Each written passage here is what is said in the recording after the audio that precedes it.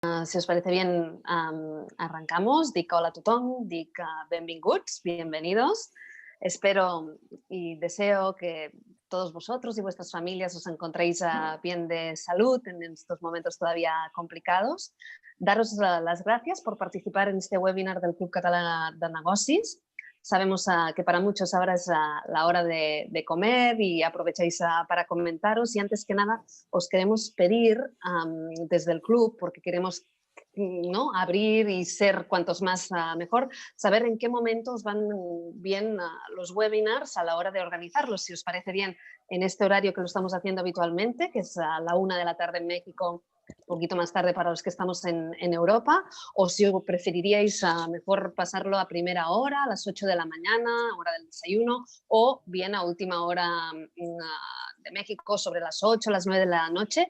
Si nos podríais vuestras opiniones, vuestros comentarios acerca de cuál sería el mejor horario para hacer estos webinars, nos lo podéis mandar a través del chat a los presentes o a través del correo electrónico del club, hacernos llegar vuestros comentarios. Esto era una de las cuestiones que queríamos dar a conocer a los socios. A veces el horario lo fija el ponente, que en este caso hoy Joan Pau Ventosa se encuentra en Barcelona, y para que no fuera más de madrugada, pues hemos buscado este horario que fuera a mediodía. Joan Pau, como saben, es el CEO de Human Performance, a quien aprovecho para donarte las gracias y para darte la bienvenida.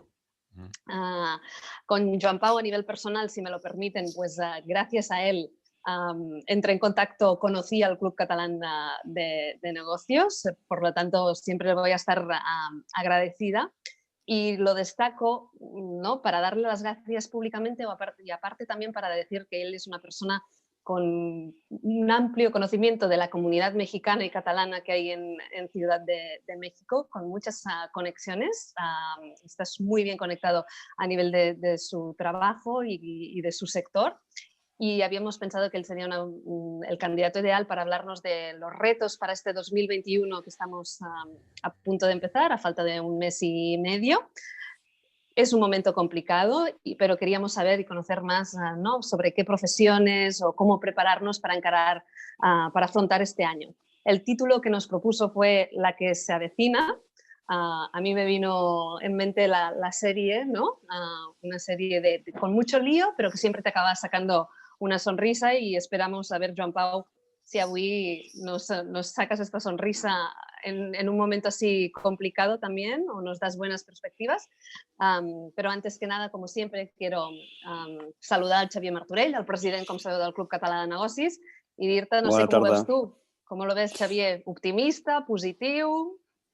Bé, en primer lloc, bona tarda a tots, buenas tardes. Espero que esteu tots bé i les vostres famílies també.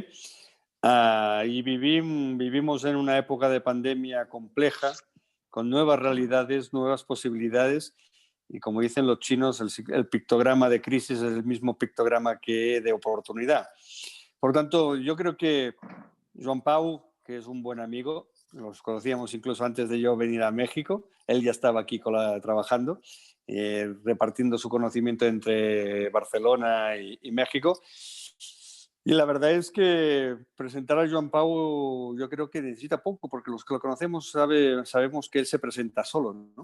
Sus habilidades, lo que decimos en catalán, la seva bonhomia, su saber hacer, hace que sea una persona que sea fácil conocerlo y que sea fácil relacionarse con él. Es un hombre terriblemente preparado, doctor en Economía y Empresa, licenciado en Administración y Dirección de Empresa, másters en Finanzas, Marketing y Desarrollo Organizacional, y ahora muy volcado desde su empresa Human Performance en temas de gestión de talento, en ser coaching para la alta dirección. Da clases en diferentes escuelas de negocios y también es consejero de diferentes organizaciones y empresas. Y le hemos pedido que nos explique un poco qué nos puede deparar el futuro. No tanto a nivel si seguiremos confinados, que yo creo que hasta que no haya una vacuna seguiremos confinados, sino cómo podemos gestionar y organizar y administrar nuestras empresas y a nuestros equipos en una nueva realidad, una realidad absolutamente virtual, Yo os tengo que decir que llevo 9 meses ya encerrado casi y por lo tanto esta nueva realidad, ¿cómo se puede gestionar? ¿Qué habilidades y recursos exige? ¿Qué sensibilidades demanda? ¿Y qué podemos esperar en el futuro con esta nueva realidad que será más o menos restrictiva, pero que indiscutiblemente ha traído cambios que vendrán a quedarse? Joan Pau, amic meu, et cedeixo la paraula i endavant, t'escoltem tots. Benvingut i gràcies per compartir el teu temps amb nosaltres. Muchas gracias, Xavier, presidente. Gracias a Marta, a toda la Junta del Club Catalán de Negocios y sobre todo por esta amable invitación. Pero también a todos vosotros por esa predisposición a escuchar, a participar. Yo me quedo con la frase aquella que dicen que educación es lo que queda una vez que se olvida lo que aprendimos, ¿no?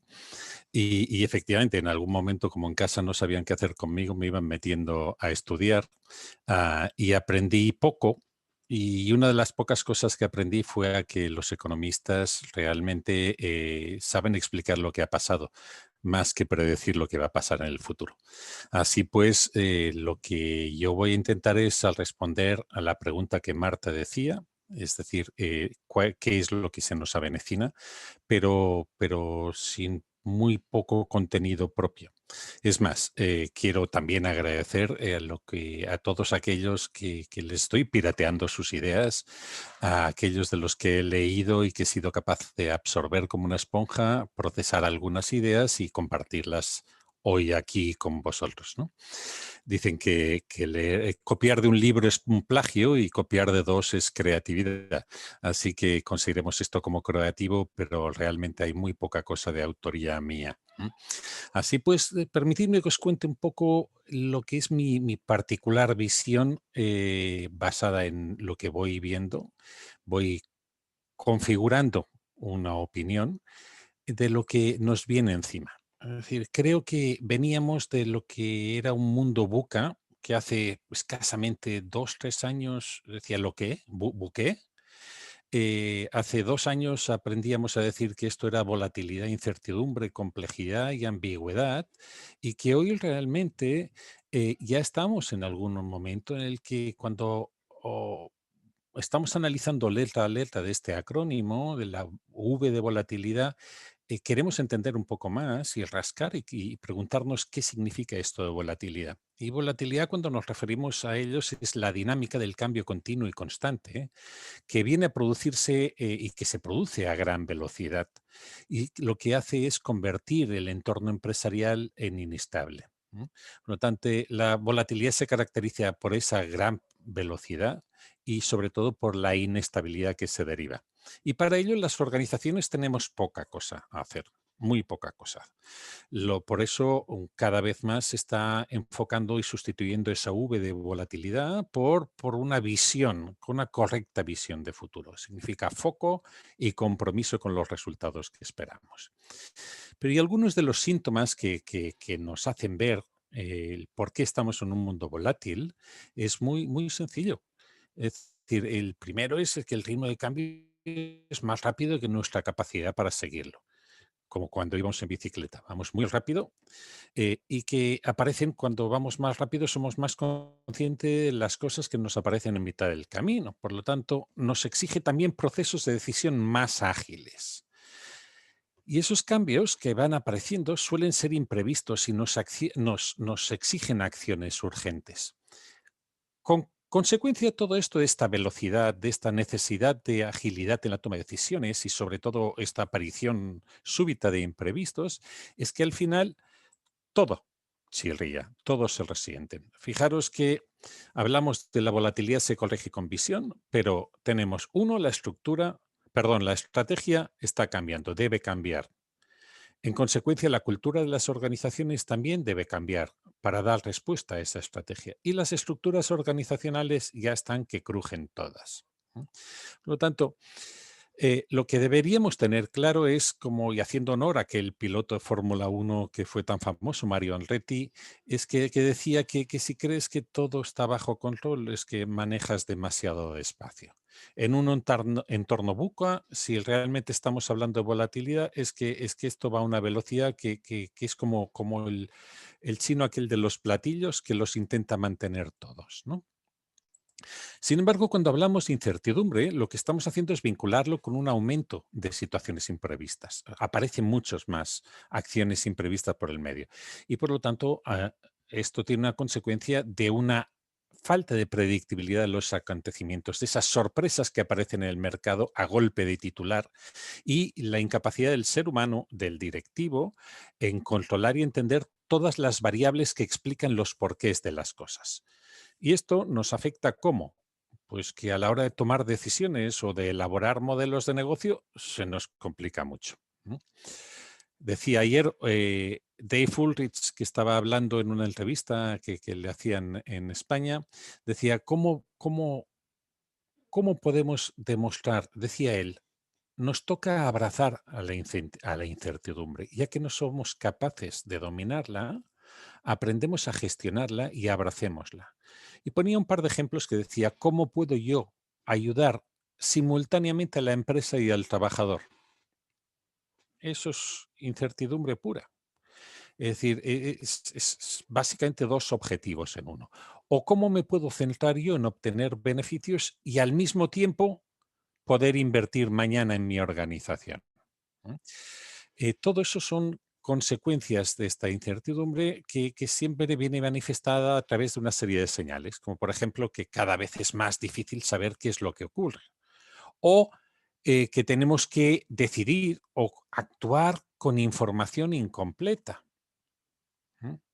Solo por un momento, imagínese lo que es el gobierno español o el gobierno mexicano en la situación de la pandemia, ¿vale? Ni tienen muy claro el mapa, ni el panorama, ni la información es exacta, completa y está al tiempo que la necesitamos, ¿no? Y por último, lo que no podemos es fiarnos de lo que funcionó bien antes. Es decir, rentabilidades pasadas no garantizan rentabilidades futuras. Aunque desde el punto de vista optimista deberíamos tener claro que ni todo lo viejo es malo, ni lo nuevo es peligroso, ¿no? La tercera componente, que sería la complejidad, estaríamos hablando que es cuando que se refiere a la dificultad para entender y manejar el contexto actual, sabiendo distinguir lo que es causa y efecto. Es decir, aquello que decíamos de, ojo, no vayamos a darle un antitérmico a un gangrenoso. Analicemos cuál es la causa al raíz y entendamos cuáles son las consecuencias, ¿no? Por lo tanto, si la complejidad y el flojo análisis de las situaciones, esa confusión entre causas y efectos, lo que hacen es incapacitarnos en la resolución de problemas y conflictos. ¿Qué pasa? Pues lo propio. Normalmente el que si quiere tomárselo en serio acaba en una parálisis por análisis. O el que es poco riguroso sobresimplifica y acaba buscando los quick wins o los quick shots o los quick and dirty. Insisto, ¿qué pasa con ello? Pues busquen soluciones cortaplacistas y en consecuencia la solución no es sostenible o sustentable. ¿Qué pasa? Tenemos un galimatías, un melting pot que lo que hace es confundir causas con síntomas. Y decía Albert Einstein, que no era el hermano de Frank, ¿no? Decía que si no puedes explicarlo con simplicidad es que no lo has entendido lo suficientemente bien. Y hoy las cosas son complejas, pero además las hacemos complejas. Hablaba de la ambigüedad. Ambigüedad se refiere a esa dificultad para entender y para manejar un contexto actual, pero intentando entender las relaciones entre los diferentes elementos. Y esa ambigüedad lo que nos hace es entender de que a veces estamos actuando sin saber ante qué exactamente. Y solemos decidir mal porque no podemos interpretar correctamente todos los datos. Y todo ello, al final, mezclando causas y efectos, pues vemos que las causas de los problemas son múltiples y las consecuencias no son unívocas, son también múltiples, ¿no? Me diréis, Joan Pau, pero menudo rollo me estás pegando. Es decir, efectivamente, hasta aquí el rollo. A partir de ahora, las ideas clave. Hace 2 o 3 años el concepto era VUCA y no lo entendíamos. Luego empezamos a entenderlo. Hoy empezamos a interiorizarlo. Lo que hace 3 años era una moda, hoy es claramente una tendencia. Como decía el filósofo, una moda es una tendencia lo suficientemente mala como para que no perdure. Entonces, si estamos hablando de VUCA, que es una tendencia, imaginaros cuando llegamos a un momento en el que decimos, vamos a interiorizarlo. Y yo os preguntaría, con la mano en el corazón, y os pediría que tomarais vuestro celular y leyerais de este código QR y me contestarais diciendo, ¿qué tan interiorizado teníamos lo que era esto del mundo VUCA hace tan solo 2 años?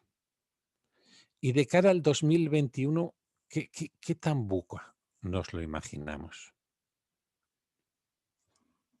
¿Vale?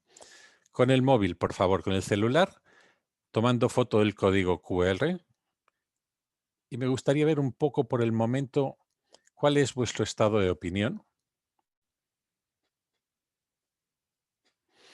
Decía que hace 2 años aproximadamente teníamos relativamente poco interiorizado esto del VUCA. Era un concepto, era un acrónimo, casi le poníamos un gerundio en inglés. Y sin embargo, esto de cara al 2021, esto ya nos lo imaginamos serio, ¿no? Ya nos lo imaginamos que aquello del piloto de Fórmula 1, que si todo está bajo control es que algo está pasando, ¿no? O como decía un amigo mío, decía, oye, fíjate que si crees que nada a tu alrededor se está moviendo es que a lo mejor estás en el ojo del huracán. Yo quisiera haceros una pregunta a todos vosotros. Si es cierto que el mundo está cambiando tanto, y el mundo de las organizaciones y el mundo del empleo, mi pregunta es, ¿cuánto tiempo y con qué pasión nos hemos dedicado a desarrollar nuevas competencias que el mercado nos va a demandar? ¿A qué me estoy refiriendo? Que si durante estos casi 9, ¿qué casi? 8 meses y medio ya casi de pandemia, de pseudo confinamiento o de teleconfinamiento, ¿qué esfuerzo hemos hecho para adecuar y acortar nuestra puesta en valor desarrollando estas nuevas competencias que intuimos que el mercado nos va a demandar? Porque, ojo, si la tasa de cambio externo es superior a la tasa de cambio interno, estamos muertos, estamos jodidos, ¿eh? Así que, ojo, que vemos aquí que hace un par de años VUCA bien sonaba, pero hoy esto ya suena a casi de vértigo, dice, de puntos de ansiedad, ¿no? Me decía un amigo, decía, ojo que la ansiedad es el vértigo de la vida.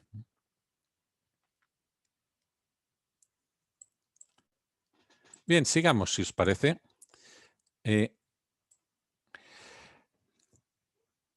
Parece pues que esto del VUCA va en serio. Y me he ido a la fuente, me he ido, ya no a la biblioteca, me he ido al Facebook. Me he ido al Facebook a ver lo que es el meme. Y decía, oye, el 2021, ¿qué nos depara? ¿Eh? Y decía, uy, ¿todo esto va de VUCA? No, va de VUCA sí, pero llega y si alguien no se creía lo que era el VUCA, no querías caldo, pues toma 2 tazas. No solo viene el mundo VUCA, sino que además ahora viene la pandemia. Y esto, cuando unimos un entorno VUCA más una situación de pandemia, esto es como un fondo de inversión de renta variable en divisas. que no solo nos da el primer palo, un entorno buca, sino que además nos acaba de rematar una pandemia. Compte, Joan, que se t'ha mogut l'opció de visualització. Ah, perfecto. De acuerdo, muchas gracias. Lo que voy a hacer es automático. Muchísimas gracias.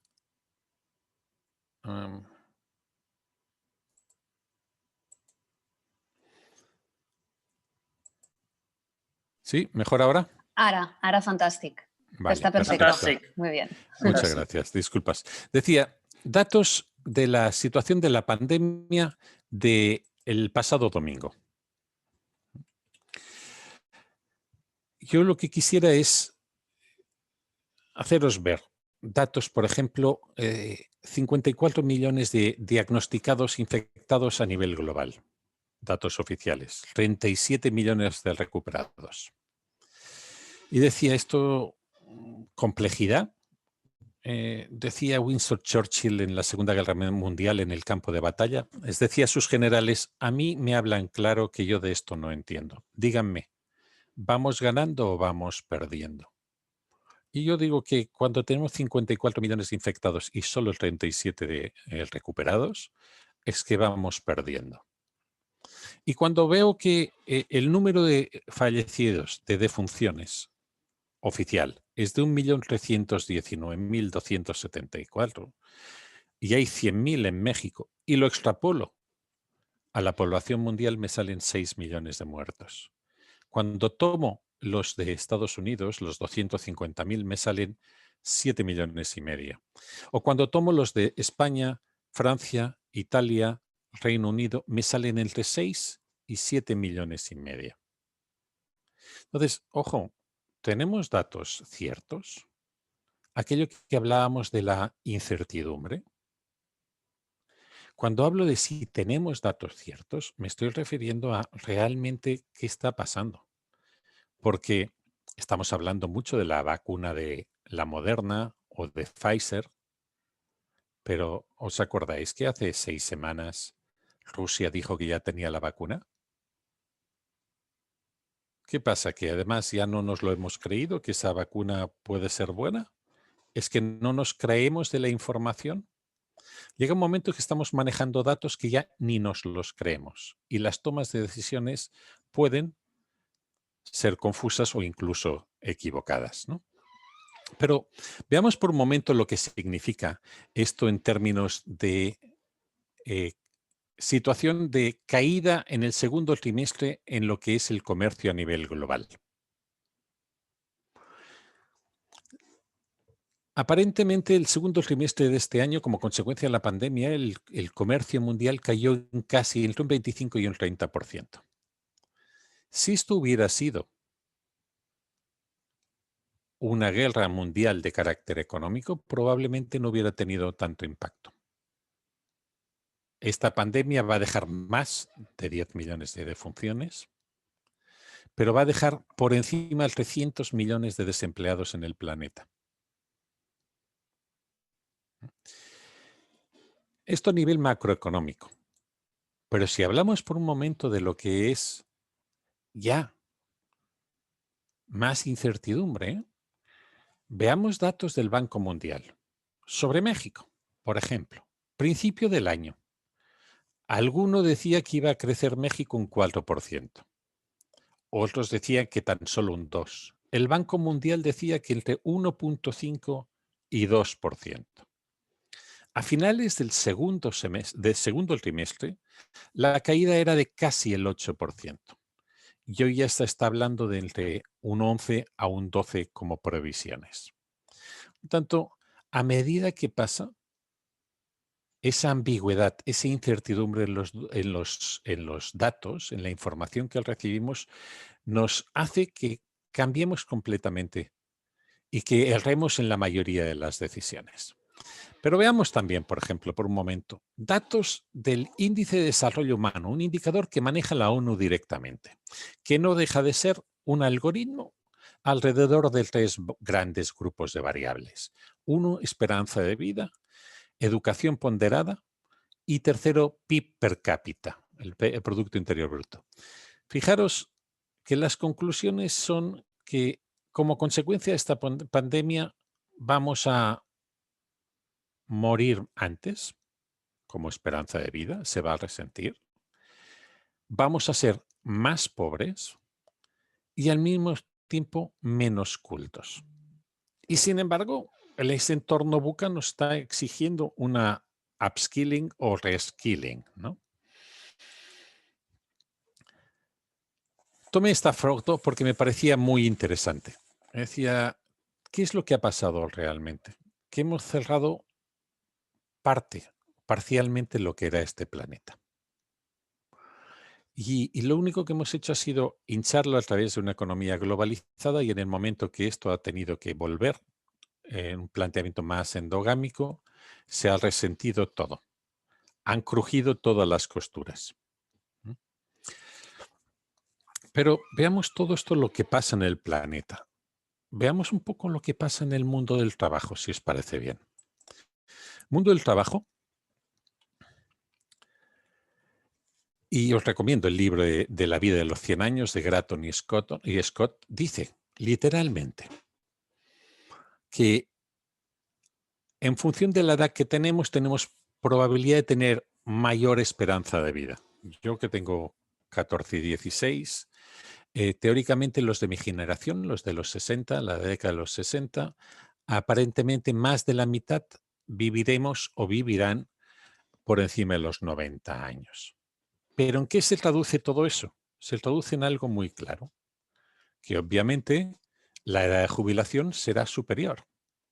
En España era de 65, tras un periodo transitorio será o es ya de 67, y todo eso lo tenemos que conjugar con que a los 20 y pocos años te piden 5 años de experiencia, a los 45 o 50 ya eres viejo para conseguir un empleo, y además quieren que te jubiles a los 70. Complicado. Pero más complicado es entender de dónde venimos. La edad de jubilación de los 65 años en España se fijó en 1931, en plena Segunda República, cuando la esperanza de vida era de 65. Es decir, se jubilaban, la edad de jubilación era de 65 cuando la esperanza de vida era de 61. Se jubilaban 4 años más tarde de la esperanza de vida. Conclusión. Si queremos que esto sea sostenible a medida que aumenta la esperanza de vida y a pesar de la pandemia, vamos a tener que trabajar muchos más años y a jubilarnos mucho más tarde. Obvio, parece, ¿no? ¿Qué significará esto? Que realmente nuestra carrera profesional va a cambiar también. Hoy el esquema es trabajamos de 25 a 65, si a nuestros hijos les hemos dado una titulación universitaria. Los 45 es el cenit de la carrera profesional. Y el futuro nos depara que la formación, el periodo de educación va a ser más corto, en un modelo más de alternancia, desarrollando competencias genéricas y habilidades interpersonales. Pero la carrera profesional, esa que va a ser más larga, va a ir combinándose. Entraremos y saldremos. No habrá el Job for Life, esa empresa que nos va a acoger ya que vamos a trabajar toda la vida. Iremos cambiando de trabajo, iremos cambiando de profesión, iremos desarrollando nuevas competencias a medida que vaya avanzando nuestra carrera profesional. Y eso será iterativo. Porque dice en el estudio de Global Talent Trends de Mercer, y perdone, hay verdades, mentiras y estadísticas, por tanto manejemos estos datos con cierta relatividad, que el 77% de los ejecutivos creen, de los directivos, creen que los empleados fijos de las organizaciones serán reemplazados progresivamente por freelancers y por trabajadores de esta economía gig, ¿no? A lo largo de los próximos 5 años. Digo yo, no sé si el 77, el 72, si son 5 años o son 10. Lo que está claro es que sí los trabajos repetitivos, monótonos, van a ser automatizados, ¿para qué las compañías van a necesitar tanta gente haciendo siempre lo mismo? ¿Qué nos va a pasar? Que nosotros mismos como profesionales o nuestros mismos hijos, lo que vamos a ver va a ser que a lo largo de nuestra carrera profesional vamos a ir cambiando, subiendo y bajando de nivel salarial, desarrollando nuevas competencias. Hoy soy empleado, mañana soy consultor, hoy soy freelance, hoy soy emprendedor. ¿Vale? Voy de gig en gig desarrollando esas nuevas competencias. Y puedo asumir de que mi retribución sea menor porque me he ido desactualizando en el mercado. ¿Vale? Y necesito aprender en un nuevo proyecto. ¿Vale? Y estoy dispuesto a cobrar menos por aprender más. O a cobrar menos por un proyecto con el que me comprometo más porque crezco como profesional y como persona. ¿Bien? Bien, dice el World Economic Forum, solo como dato, insisto, hay verdades, mentiras y estadísticas, ya vendrá alguien en el futuro a corregirlo, que en el conjunto del planeta hasta 85 millones de trabajadores serán desplazados de sus puestos por las máquinas y por la tecnología. Solo en Europa, el coche y el camión autónomo sustituirán a 4 millones de conductores, de choferes, taxis, autobuses, camiones, etcétera, etcétera. Pero la otra cara de la moneda, la positiva, es que al mismo tiempo se van a generar 97 millones de empleos nuevos derivados de estas aplicaciones, de la implantación de las aplicaciones, de los robots, de los algoritmos, de esta nueva economía. Ojo, ¿de quién depende que los puestos que se pierden son esas mismas personas los que se desarrollan y ocupan los nuevos empleos? Depende solo, única y exclusivamente de nuestra capacidad de actualización, del reskilling o del upskilling. Y veremos cosas como que las empresas van a tener que ir prescindiendo de sus trabajadores y van a tener que ejercer responsabilidad social y ser coprotagonistas en el desarrollo de las competencias para reubicarlos en el mercado o en otras organizaciones, poco a poco.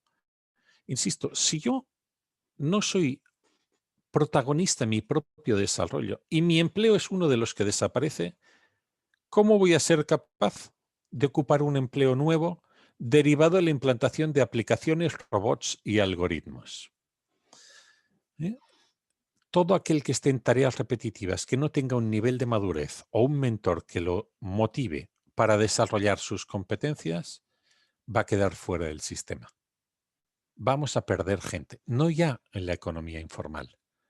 Vamos a tener gente fuera del sistema que la sociedad va a tener que mantenerlos. Vemos un poco lo que pasa en el mundo, VUCA, vemos lo que pasa en el mundo del empleo y qué pasa en las organizaciones. Pues varias tendencias, es decir, que son más que obvias. Automatización y digitalización progresiva de tareas manuales o predecibles. Las decisiones cada vez menos basadas en percepciones, en el gut feeling, en la intuición, en la experiencia y mucho más basada en analíticas, ¿no? Es decir, pero también algo muy importante, que es ese impulso del trabajo remoto y el cloud office, cloud o home o anywhere office. Claramente, esta pandemia nos ha llevado a que Teams no lo conocía casi nadie hace un año y hoy Microsoft no confiesa ni confesará el número de licencias de Teams. O lo mismo con Zoom. O Axtel de Grupo Alfa, que ya ha anunciado que el 70% de sus empleados no volverá a trabajar en las oficinas. Y además han decidido vender muchos de sus edificios. Pero el Anywhere Office, la cantidad de gente que teniendo un acceso a Internet va a abandonar las grandes ciudades y se irá a vivir a Huatulco, suponiendo que tenga una buena conexión de Internet, donde vivirá más barato y probablemente con mayor calidad de vida. Tendencias como los equipos con mayor diversidad y distancia.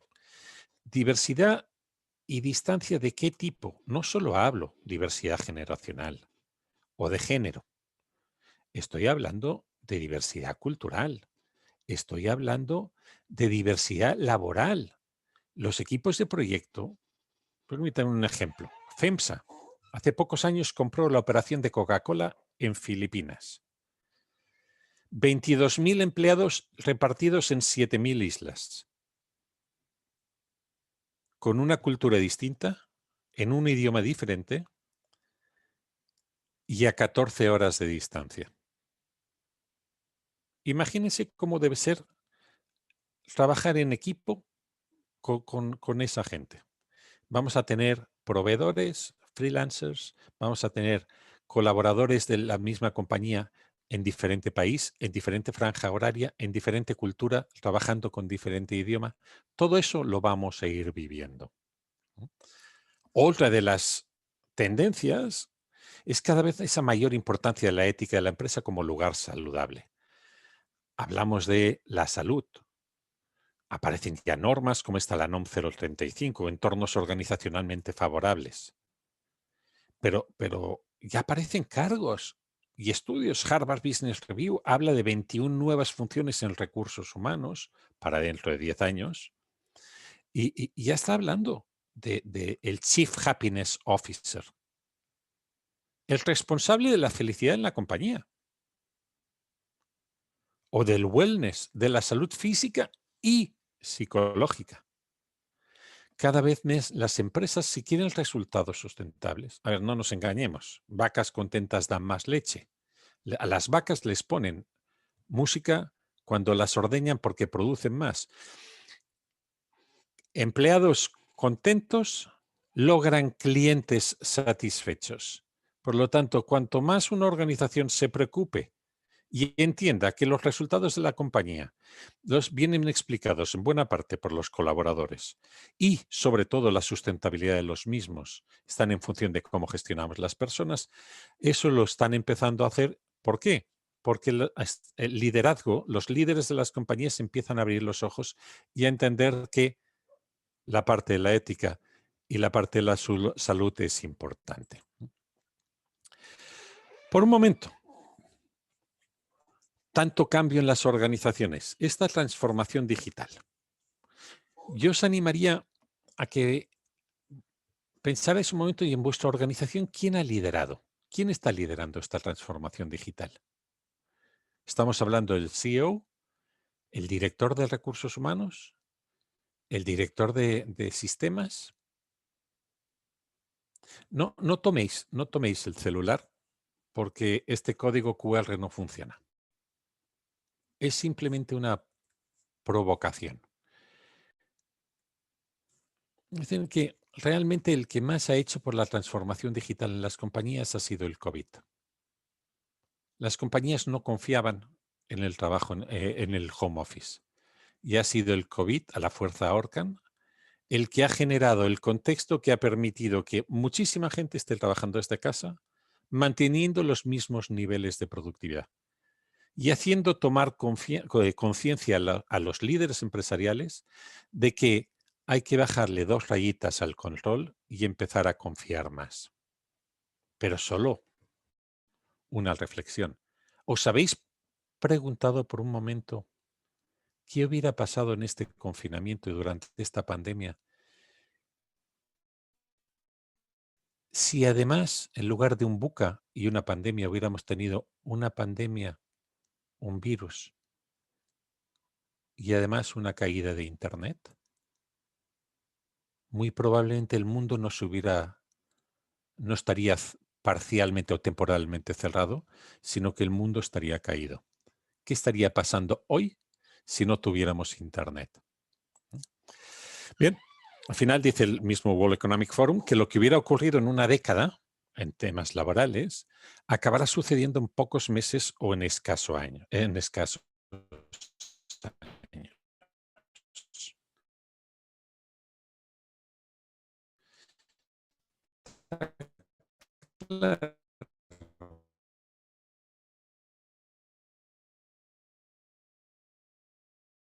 las organizaciones, en la sociedad. O sea que ya no nos reunimos, ya no nos comunicamos igual, ya no compramos, ya no nos divertimos igual, ya no estudiamos ni aprendemos de la misma manera.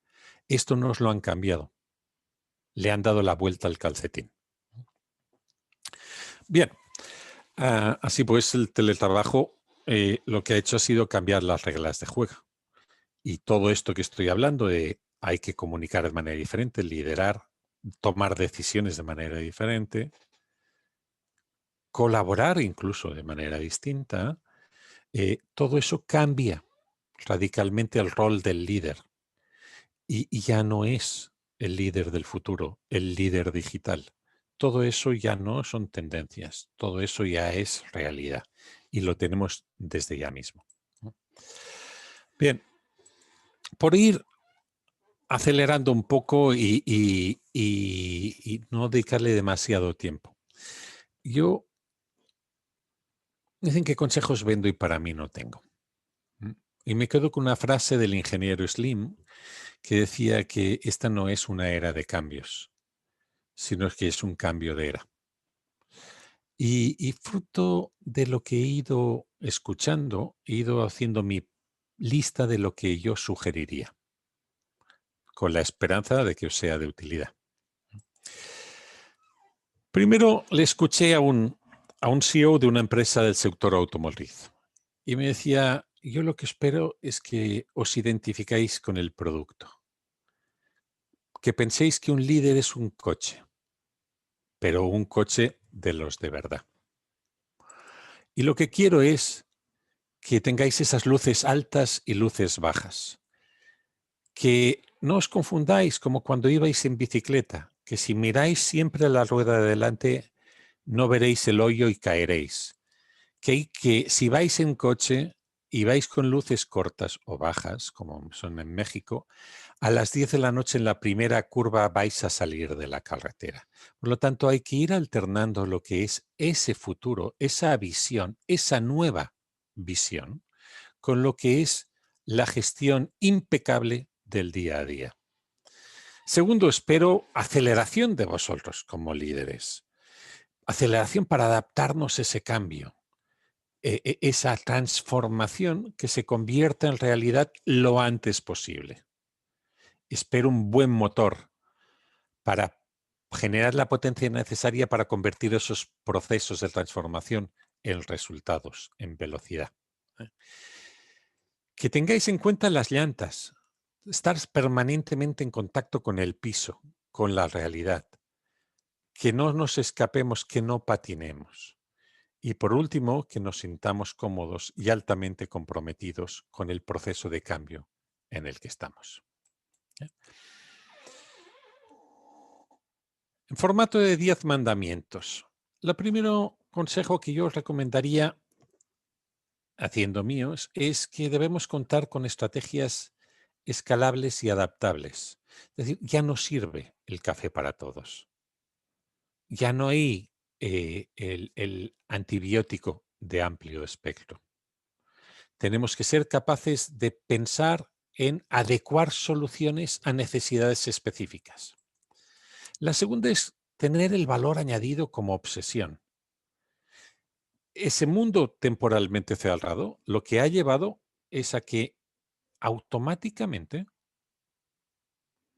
se haya deshinchado la economía a unos niveles que costará años en recuperar. Por lo tanto, ese valor añadido como obsesión significa que tenemos que entender que nuestro equipo, nuestro C-suite es clave, que tenemos que entender qué es lo que les quita el sueño, dónde les aprieta el zapato. Tenemos que hablar su mismo idioma, entender sus objetivos y hablar de sus KPIs. También hay que aprender a contratar talento rebelde. ¿Qué es talento rebelde? Aquellos que le pones un vaso de agua medio lleno y que en lugar de verlo medio lleno lo ven medio vacío. Es decir, que lo cuestionen todo, que pongan todas las prácticas, todas las políticas, todos los sistemas, como los yogures, lleven fecha de caducidad para ser revisados, mejorados y o reemplazados. También lo que me interesa es que como líderes como directivos, líderes desde L mayúscula hasta L minúscula, ¿eh? Estamos hablando de que me exijo yo a mí mismo y aconsejo e influyo a mi equipo no abandonar el ejercicio, la estabilidad física y mental, estar atento a los efectos psicológicos, no dejarme que la tecnología me pase por delante. Si, como decía mi papá, en paz descanse, decía: hijo mío, en la vida hay dos cosas como nunca vuelven, tal como decían los indios: la flecha disparada y la oportunidad perdida. Si hoy no estamos al tanto de las innovaciones tecnológicas que nos pasan por el lado, ¿cómo vamos a ser capaces de reconvertirnos en uno de esos empleados de los 97 millones que el World Economic Forum anunciaba o anticipaba? Estamos hablando también de mantener e incrementar la conexión, la cohesión y la colaboración, pero no solo con mi equipo, a través de town halls, de reuniones, de intereses genuinos en las personas, de fomentar la comunicación entre el equipo, de bajarle 2 rayitas a la ansiedad que llevamos todos, pero también cuidar nuestra network interna y externa, porque uno vale al final lo que valen sus amigos. Y si yo no puedo hacer algo, sé que mi amigo seguro que lo puede hacer. Y si no, el amigo de mi amigo nos echará una mano. Hay que saber también reenfocar, reevaluar, recomprometer. ¿A qué me estoy refiriendo con todo esto? Me estoy refiriendo básicamente en esa visión, volver a señalar la misión. ¿Para qué? Para recomprometer a la gente, evaluar con mayor frecuencia la efectividad de todos los planes y de todos los colaboradores. Y, por supuesto, separar el grano de paja, priorizar e innovar permanentemente.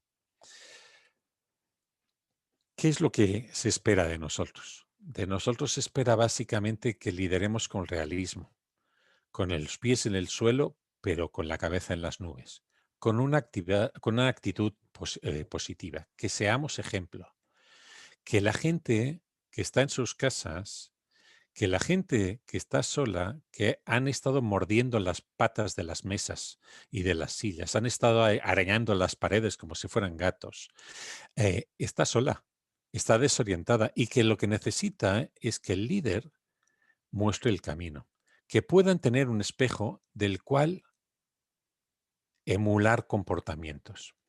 Y en consecuencia, nosotros con nuestros equipos ser capaces de planear esa recuperación, de configurar lo que llaman esa nueva normalidad, que ya os puedo anticipar que nueva sí, pero que de normalidad no, porque curvas las vamos a tener y van a ser por mucho tiempo. ¿Bien?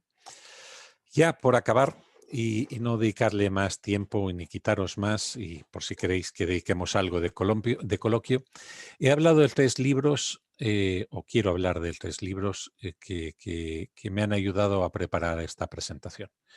El primero es Sálvese quien pueda, de Andrés Oppenheimer, que es el periodista de la CNN, de origen argentino.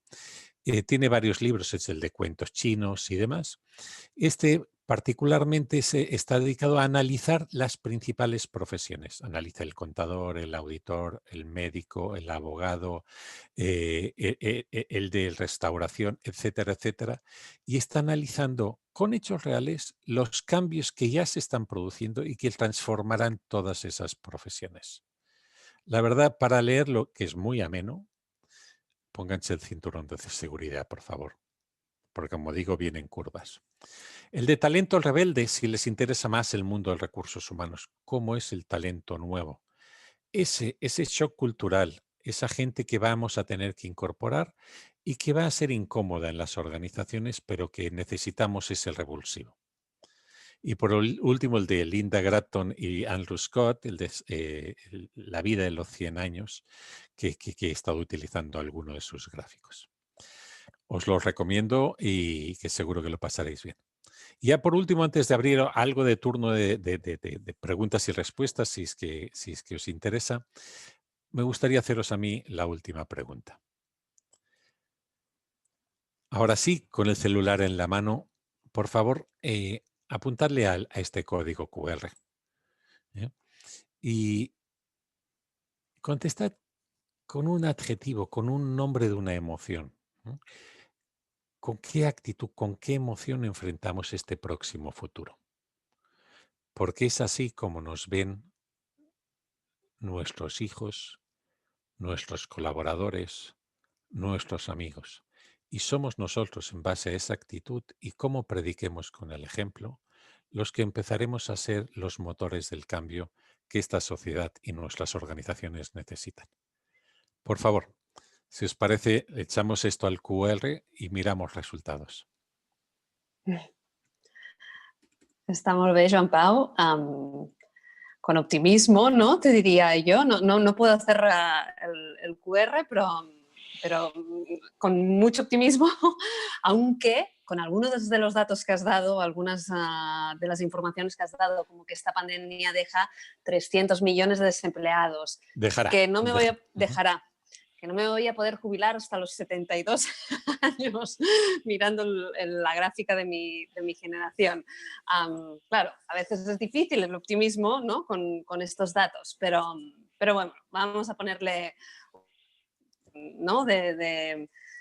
No de buen humor, o sea, de tratar de ver a ver cómo evoluciona. Mira, nos han llegado ya algunas preguntas aquí a través del chat, como había pedido antes a los asistentes al webinar. De entrada, José Luis Parra nos dice si podría tener el texto de la conferencia, de la valiosa conferencia. Dice para los asistentes, recordarle a José Luis que lo vamos a dejar, se está grabando este webinar y que lo vamos a dejar en el canal de YouTube del Club Catalán de Negocios y de allí pues lo podrá tener.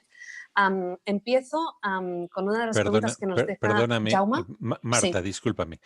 Sí. José Luis, por supuesto, yo entrego la presentación, el PowerPoint, que entiendo que es lo que quieres, además de la copia del vídeo, lo hago llegar a Marta del club y ella que te lo haga llegar.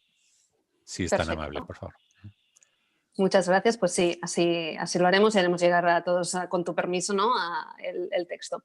Empiezo con la pregunta que nos deja Jaume aquí a través del chat, que dice, ¿cuáles crees que son las competencias de futuro y cuáles dejarán de ser importantes?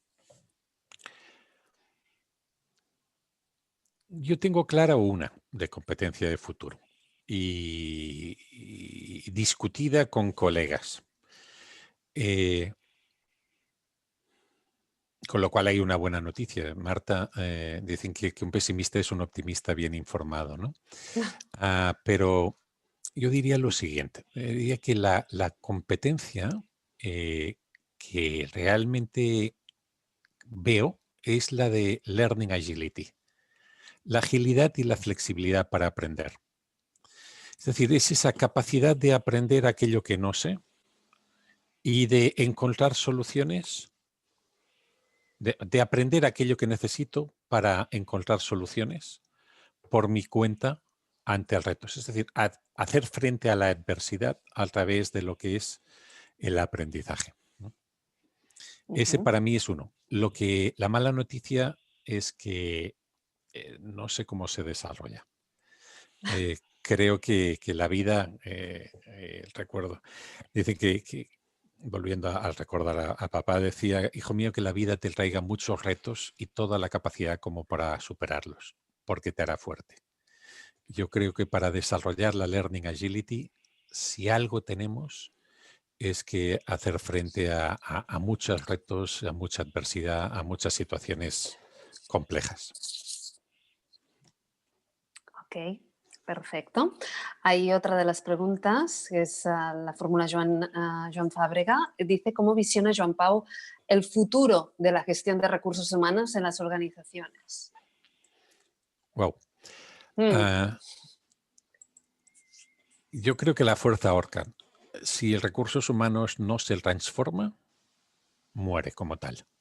Es decir, cuando digo muere como tal, quiero decir... no cuesta nada decir que el control de la masa salarial se lo pasamos al área financiera o que la parte de relaciones laborales se la damos a la asesoría jurídica. El área de recursos humanos tiene una gran oportunidad derivada, un beneficio colateral de la pandemia, que ha sido el que hoy los planos de crisis han pasado por recursos humanos, porque han estado afectando a las personas. Y por fin, recursos humanos ha estado sentado en la mesa en la que se toman decisiones. Pensemos que esto, uno puede poner la mesa, sentarse a comer la mesa o limpiar la mesa una vez han comido.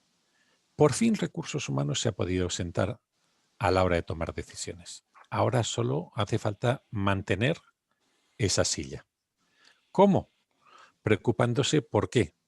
Por mantener e incrementar el compromiso de los colaboradores, por mejorar la calidad de vida y hablo de calidad de vida en el sentido más amplio de todos los colaboradores. Hablo de salud física, de psicológica, de actualización de competencias, etcétera, etcétera. Sin duda alguna tiene que transformarse en recursos humanos y estar como staff del CEO. Cuando uno lee un organigrama y ve que la dirección de recursos humanos está por debajo de la dirección financiera, del VP de finanzas o de administración, dices, bueno, esto es... Ya vemos de qué discuten aquí, de masa salarial y no de personas. Lo mismo que estamos viendo los ciudadanos cuando contamos muertos y los políticos cuentan votos. Ok. Mira, nos entra ahora mismo una pregunta de Pep Palau, que yo también la había pensado cuando decías el teletrabajo en parte ha venido para quedarse, ¿no? ¿No se podría esperar, dice, una brutal renacer de la interacción humana directa cuando pase la pandemia, ¿no? De aquellos que van desesperados por el contacto físico, especialmente en culturas como México, como, ¿no? Como en España también, ¿no? Si pasará todo lo contrario, o sea, de haber estado tanto tiempo encerrados y solo viéndonos a través de un monitor, de una pantalla, ¿qué pasará? ¿Cómo lo ves? Déu t'escolti, Pep. Ojalá que volvamos al contacto humano. Y digo que ojalá, pero lo que está claro es que las compañías, una vez han visto esta pandemia, es que podemos tener otra dentro de 5 años. Y está claro que las empresas, todo aquello de la disposición, el layout de las mesas de trabajo y uno junto al otro y fuera despachos y demás, esto ya han visto que es peligroso. Por lo tanto, van a mantener distancias y lo que no van es a duplicar el número de espacio físico de sus instalaciones, con lo cual seguro que el teletrabajo ha venido para quedarse. ¿Vale? Otra cosa es que por más que intentemos simular con la tecnología una relación presencial, yo por lo menos necesito tocar, necesito oler, necesito reír cara a cara. Como decía un amigo mío que es un poco bruto, que es el que me ha invitado a jugar a póker online, me ha invitado a tomar un vino virtual, me dice, piensa que los hay que se dedican al sexo virtual. Es sexo, pero no es lo mismo. Es decir, podemos tener todo el tema tecnológico que queramos, pero sin duda alguna eso no va a sustituir la necesidad del ser humano del contacto íntimo, próximo con la persona, ¿no? Con sus seres queridos. Perfecto. Jaume también preguntaba, ¿cómo crees que cambiará, siguiendo con el tema del teletrabajo, el mercado de oficinas? Yo pues creo que lo he contestado un poco. Creo que mejor de lo que inicialmente se esperaba. ¿Por qué? Porque en principio el teletrabajo crecerá o bueno, pues habrá o sea, hoy estamos teleconfinados, pero volverá, pero no tendremos tanta proximidad, tendremos espacios de distancia. Por lo tanto, sí es cierto que menos gente irá a las oficinas, pero cada persona ocupará más metros cuadrados. Con lo cual, sí habrá una debacle, una caída en el mercado de oficinas, pero no tan fuerte como la que anticipábamos. Esa es mi impresión, Jaume. Ok. Si me permites, te formulo una yo en relación, decías que el periodo de formación será más corto, ¿no? Pensando en el futuro de mis hijos, ¿tendrán ¿A qué te refieres? ¿A que no habrá tantos másters, posgrados y que luego esta formación la irán intercalando como se espera, ¿no? A la hora de actualizarte? ¿Te referías a esto o lo veis que la tendencia apunta a esto? ¿O que No, van a ser más cortas las carreras no, yo no sé creo, si a me ver, puedes explicar más en este sí, sentido. por supuesto, Marta. Y que compartimos lo mismo con los hijos, ¿no? La misma preocupación. A ver, lo que no va a pasar es lo que hemos visto ya que ha pasado en Europa, ¿no? Las licenciaturas pasaron de 5 a 4 años y entonces se hacía venta cruzada y se le vendía un máster de un año más para acabar haciendo lo mismo, ¿no? No, a esto va de lifelong learning, el aprendizaje a lo largo de la vida. Con lo cual, lo que veremos es que el tipo de educación que van a recibir nuestros hijos va a ser una educación más conectada con la necesidad de interacción profesional, de interacción social. Por lo tanto, más basado en competencias, ¿vale? Más basado en las famosas STEM, ¿vale? Y que vamos a seguir aprendiendo a lo largo de la vida. ¿Vale? Por lo tanto, aquello de he acabado la carrera, no, hijo mío, la carrera empieza una vez te han dado el título. Por lo tanto, piensa que lo que hay que hacer es mover, lo que llaman los americanos to move the finish line. Pensar que ya he acabado mi periodo de estudios. No, no, chico, tu periodo de estudios se acaba por lo menos en la fecha de tu jubilación. Porque si no, estarás fuera del mercado antes. Perdóname, y Marta, y una segunda, lifelong learning, y el segundo es el linking learning to performance. Habrá una correlación mucho más fuerte entre lo que aprendamos, deberá tener mayor aplicabilidad, mayor practicidad, mayor retorno. Y eso es una pena desde el punto de vista que hay mucha educación, mucha formación humanística que irá perdiendo parte de su peso específico. Ok. Mira, entra otra pregunta. Aquí en el apartado de Questions and Answers, la formula Roberto Martínez dice si piensas que habrá una reacción de los gobiernos como frente común para dar una mejor salida a esta crisis y a las futuras y dejar de ser mercenarios del voto. Pues es una pena, pero no. Decía el presidente de la OMS, que decía la pena no es tanto la pandemia, sino es la falta de un liderazgo claro. Cuando vemos lo que pasa en las 17 presidentes de las comunidades autónomas que sufriendo lo mismo toman decisiones diferentes, pues por satisfacer pues unos a los restauranteros, otros a los electores, otros para hacer oposición al partido y demás, me da mucha pena. Yo si hoy que estoy en Barcelona hubiera dicho que mande uno. Como si es Merkel, me da igual, pero uno. Y que dé el golpe en la mesa para que la información sea clara. ¿Qué significa que en un fin de semana no tenemos los datos de viernes a lunes? ¿Qué está pasando? Es decir, esto va de líderes con L mayúscula. Y un líder es aquel que hace lo que decía el Peter Drucker, que el líder, la diferencia entre un líder y un manager es que el manager hace the things right, ¿no? Las cosas bien hechas. Y el líder lo que hace the right things, las cosas que tienen que hacerse. Y la perversión de un sistema político es cuando un líder que está elegido por la gente porque creen que va a hacer lo que toca hacerse, acaba haciendo lo que necesita hacer para conseguir los votos y perpetuarse en el poder. Eso es una pena. Necesitamos líderes con L mayúscula y negrita y no líderes con L minúscula. No hablo de España, hablo de clase política en general, ¿no? Ha quedado claro. Muy bien. Por parte de los asistentes al webinar, creo que ya no me he dejado ninguna. No sé si, Xavier, tens alguna Sí, pregunta. solament agrair-li al Joan Pau.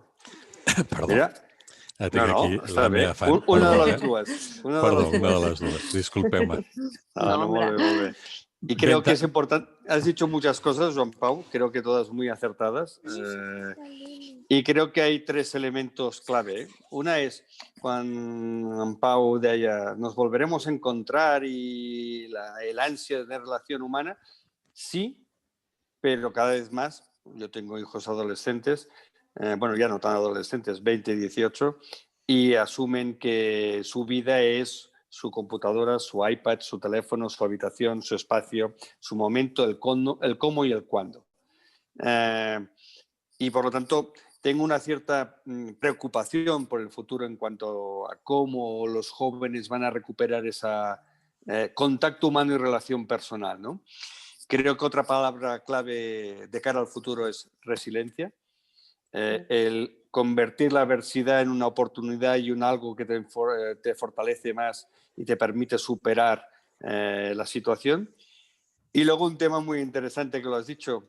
A partir de ahora lo importante no es mi coche, no es nada de eso, no es mi casa, es tengo un buen internet.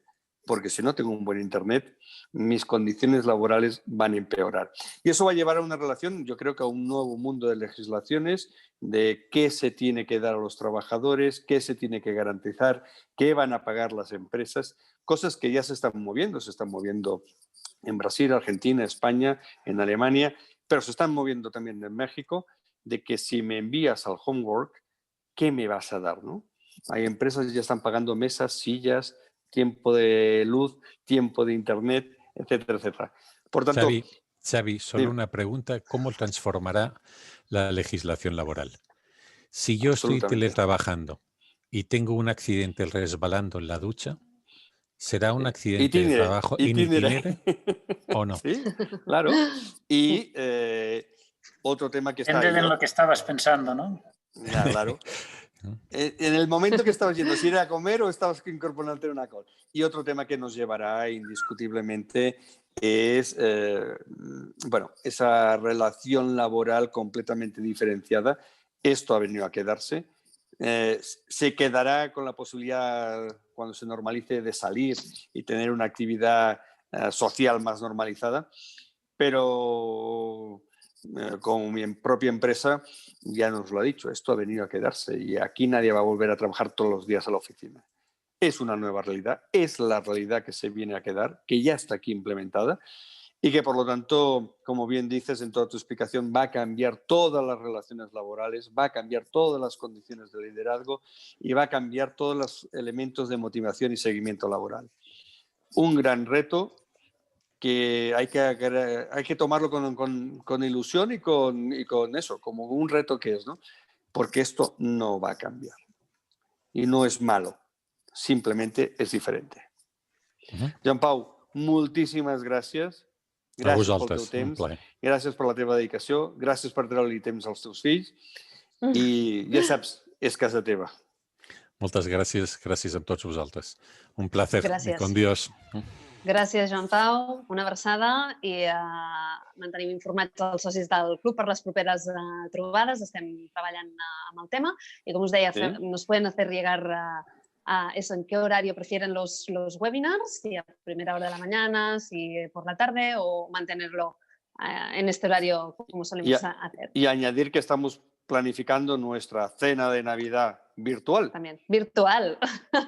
La nueva realidad en que nos vamos a tener que hacernos cómplices, ¿no? Pero sí, estamos intentando que haya una buena cena de Navidad que como mínimo ni que sea virtualmente nos acerque a todos. Muy bien. Una abraçada virtual. Moltes gràcies a tots. Muy bien. Adiós. Adéu-siau. Adéu. Gràcies. Adéu.